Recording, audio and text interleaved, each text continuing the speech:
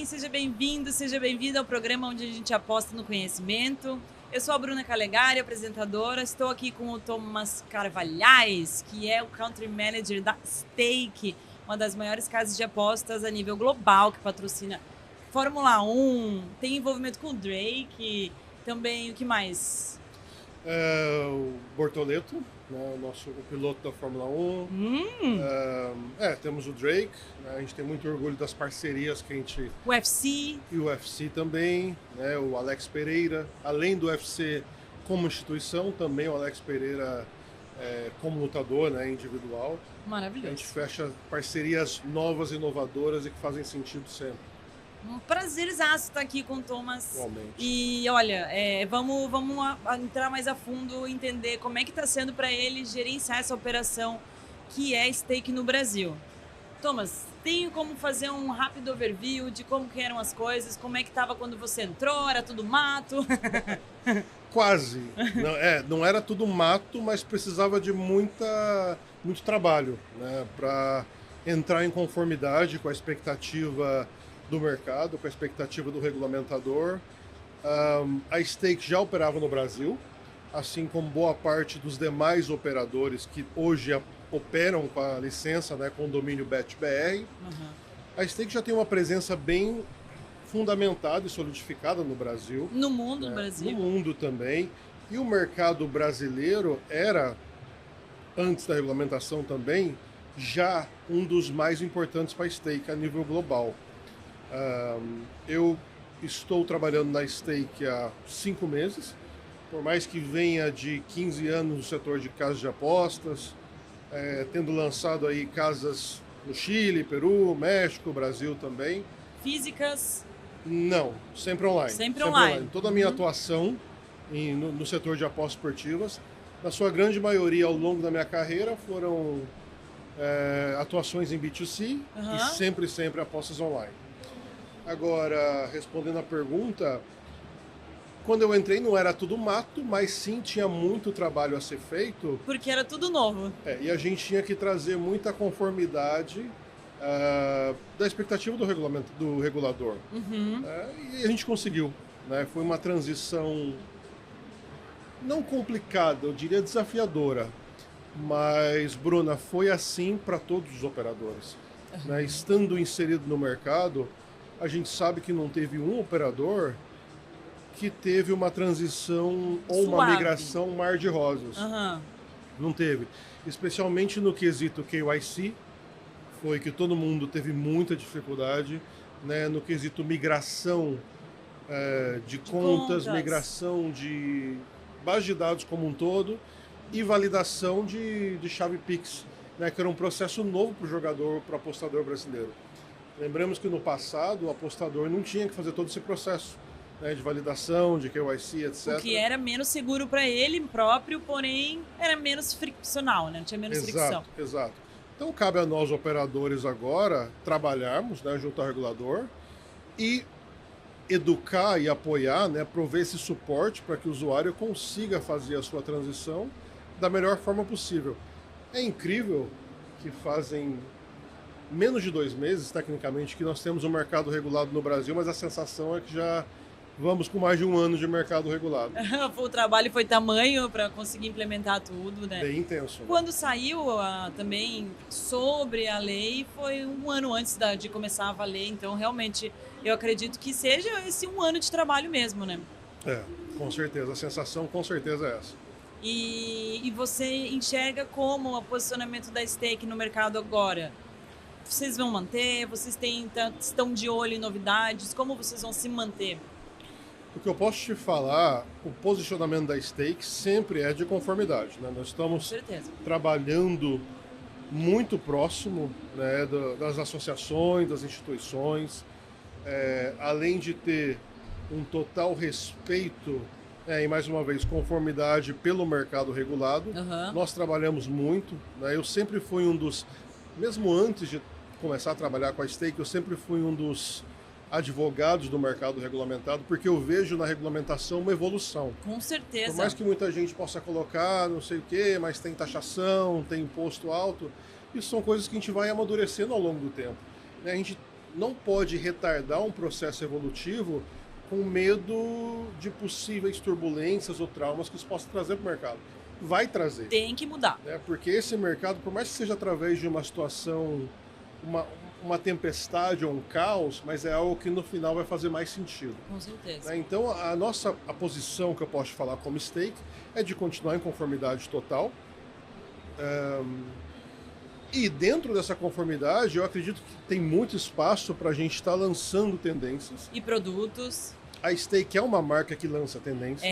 Eu fiquei muito empolgada para conversar com você, exatamente para vocês serem trendsetters mesmo. Então, Obrigado. É um papo onde a gente pode ter bastante atenção com o que você vai dizer, que vai trazer atenção talvez para onde o mercado possa caminhar. A gente não é uma postura, não se trata de uma postura arrogante, mas de fato a gente tenta fazer menos do que todo mundo faz. Né? Porque nós temos um mercado onde algumas propriedades que, na minha perspectiva, de fato são saturadas, né, muito operador faz. Sim. Agora, ao longo dos anos, a Stake se consolidou com marca também por trabalhar muito com streamers, né, Verdade. com influenciadores também, até com o próprio Drake, até com a própria Fórmula 1. Então, eu acho... Vocês distribuíram a verba de maneiras criativas. Sim, e eficientes, estratégicas, que é o mais importante. Isso é legal. Porque às vezes você tem uma pegada inovadora que não é eficiente. Com certeza. Então é importantíssimo você ter um trabalho de marketing, e aí um trabalho de pesquisa e marketing. Então nós temos muito orgulho do que a nossa equipe global de patrocínios e marketing alcançou. Porque de fato foram posições bem ousadas que levou a Stake a ser quem ela é hoje, inclusive no Brasil. Muito interessante. E no Brasil, você acredita que essa visão global, ela faz sentido e ela tem um espaço para tropicalizar mais agora que vocês, de fato, estão brasileiros? Acredito que sim. Eu acredito nas duas coisas que você me falou, né? Que a Stake vai manter essa identidade de marca global. Certo. Também, ao mesmo tempo, nós temos sim que conseguir ouvir a perspectiva do usuário local. Existe aí o termo localização, regionalização, tropicalização, que eu concordo muito até certo ponto, porque às vezes eu vejo exageros sendo cometidos na regionalização de um produto. Então eu acho que o usuário da Stake, o usuário que está acostumado, né, o apostador que está acostumado com o nível de qualidade que a Stake Global tem, ele procura primariamente isso, a experiência geral como jogador. Atrelado a isso, eu trago elementos, né, de pertencimento, tropicalização, brasileiridade, nuances do Brasil, isso que você está falando. Porém, ontem num painel, eu fiz um comentário sobre localização e tropicalização. Porque esse não é um termo, mas é uma abordagem que eu já vejo que está ficando um pouco... Datada, né? Porque... o próprio usuário, o próprio apostador, ele tem buscado algo mais. Né? Chega um ponto que você fazer estratégias nichadas para um grupo já não está sendo suficiente. A demanda do Faz jogador muito tempo que ultimamente, isso tem sido feito, né? A demanda agora, e existem ofertas de provedores de serviço de tecnologia, tem sido em cima da personalização da jornada do usuário. E como que eu vou conseguir fazer isso? Através de ferramentas tecnológicas, de fazer a predição do comportamento do jogador, né? Porque, querendo ou não, qualquer modelo preditivo ele é baseado na inteligência artificial, é basicamente o que a gente já faz, né? Com estratégias de CRM. Então a gente vai continuar com essa pegada global, sim, porém tendo consciência que a gente precisa falar muito com o mercado brasileiro também. Sim, você, como mencionou, um bom mineiro, radicado em São Paulo, acredita que dentro do brasileiro tem um ser realmente diferente aqui do resto desse mundão, digamos. Acredito. Né? E a gente tem vários Brasis aqui dentro. Com certeza. O que você enxerga que talvez você tenha contribuído para a Stake internacional em relação a hábitos do brasileiro, costumes, superstições, coisas interessantes que o mundo desconhecia a nosso respeito? Boa pergunta, excelente. E concordo que o Brasil, a gente sabe que o Brasil é um país de proporções continentais, né? A gente tem vários Brasis dentro de um país. Coisas que eu contribuí, eu acho que é importantíssimo, e eu vejo que os meus colegas, country managers, CEO Brasil, ou seja lá o nome que a gente queira atribuir a essa função. Head of Brasil, eu acho interessante. Head of Brasil. Você imagina o país Cabeça do Brasil é boa. Agora, o que eu vejo que todos estão fazendo e muito bem é trazer a realidade cultural, né, a expectativa cultural do brasileiro, ajudar a diminuir um pouquinho o atrito, porque o brasileiro ele é um pouquinho mais... ele tem a expectativa mais alta a nível do relacionamento com a marca, né? Ele é o jogador que vai no suporte uma vez, pega uma informação, fica em dúvida e volta no suporte para corroborar essa informação, além da expectativa do jogo em si, né? Porque a gente sabe, Bruna, que o Brasil não tem cassino físico, né, há muito tempo. Então, a gente não pode menosprezar essa realidade que o brasileiro precisa de jogos simples.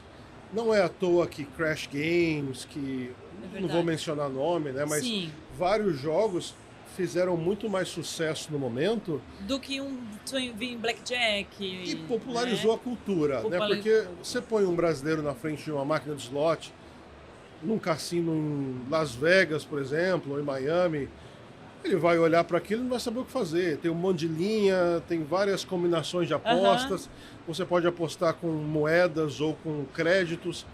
Então, assim, o brasileiro que não joga, ele realmente fica perdido. É uma coisa assim, ele não sabe o que fazer. Então, a gente tem que conseguir simplificar, né, a interface do jogo, mantendo a sua aleatoriedade, mantendo o bom RTP, né, que é o retorno ao jogador do que ele aposta, porém de uma forma que ele entenda, né? Eu estou fazendo isso, o meu objetivo é conseguir esses 3 símbolos, o meu objetivo é parar o avião antes que ele voe para longe, por exemplo, algo assim. Então, assim, são coisas simples que inserem o jogador mais dentro da realidade do jogo aleatório, e eu acredito veementemente, tá, que o brasileiro ele é muito mais supersticioso na sua escolha de jogo do que um especialista em aposta esportiva. Eu sei que a gente adora esportes, que a gente é um país amante do futebol, mas isso não quer dizer, para mim, não traduz diretamente que o produto a vertical de maior potencial e sucesso é a aposta esportiva. É mesmo? Até porque eu não vejo isso. Em todas as operações que eu gestionei, dados não te trazem isso. A gente olha após registro e primeiro depósito, a grande maioria do volume de apostas vai para cassino. Slot machine, crash. Tudo. Dados de aquisição, né, de registro, grande parte dos jogadores ainda vem através de ofertas de aposta esportiva. Mas, posteriormente, eles acabam usando muito mais tempo nos jogos de cassino.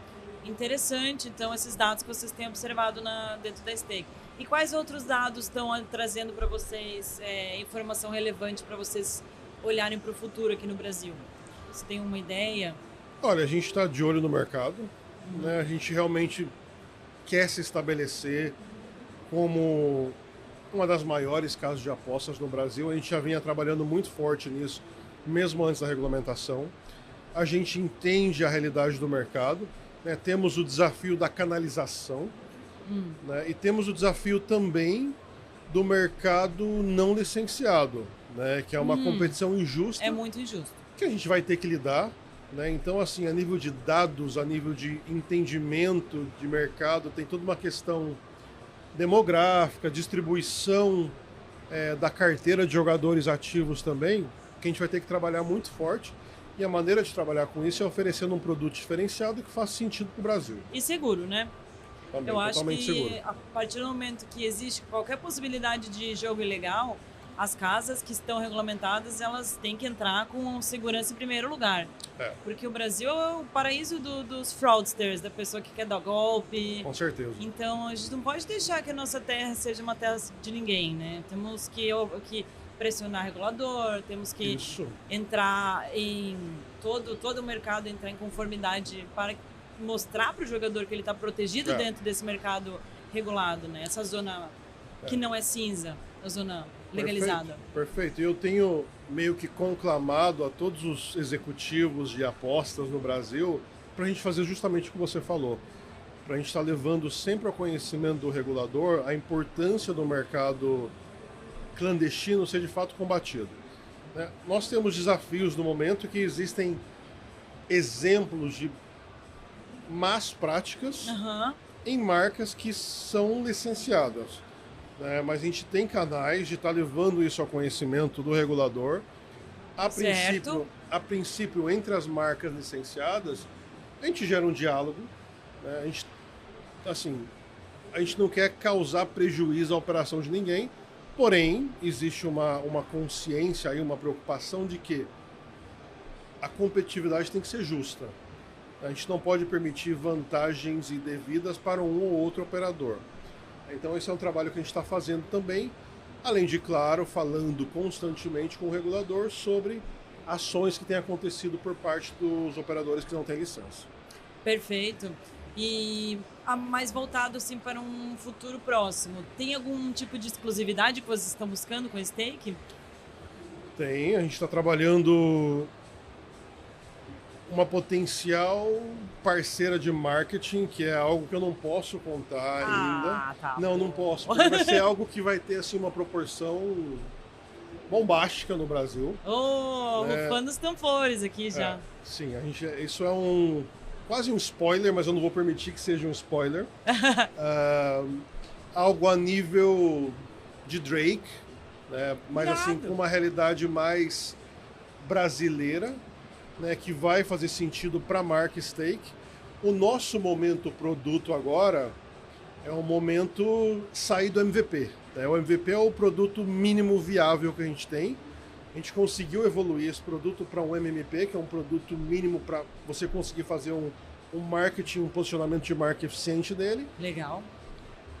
Para meados de maio, junho, a gente já deve estar com um produto otimizado, que é quando a gente pretende estar lançando estratégias bem agressivas de marketing para o Brasil.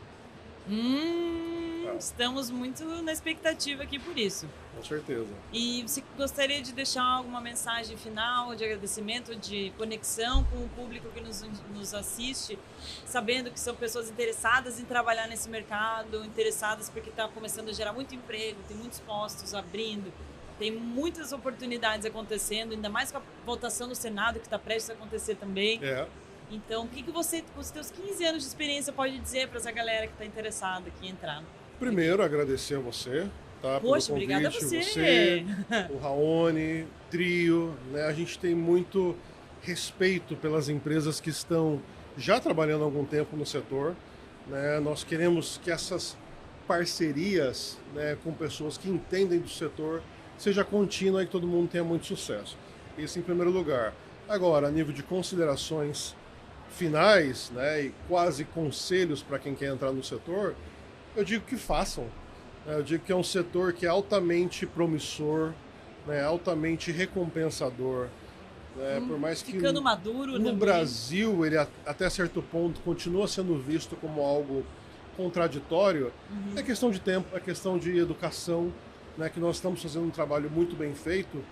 E a nível de carreira, Bruna, eu não consigo mesmo ver, e olha que eu sou educador por formação também, eu não consigo ver um setor mais promissor do que o setor de jogos e apostas no Brasil nesse momento, a nível de movimentação da economia, geração de emprego e renda, tributos. Evolução da própria carreira individual, né, das pessoas que querem começar e desenvolver, né? E evolução mental de um país como um todo. Verdade. Um amadurecimento da perspectiva geral do brasileiro, o que é bom.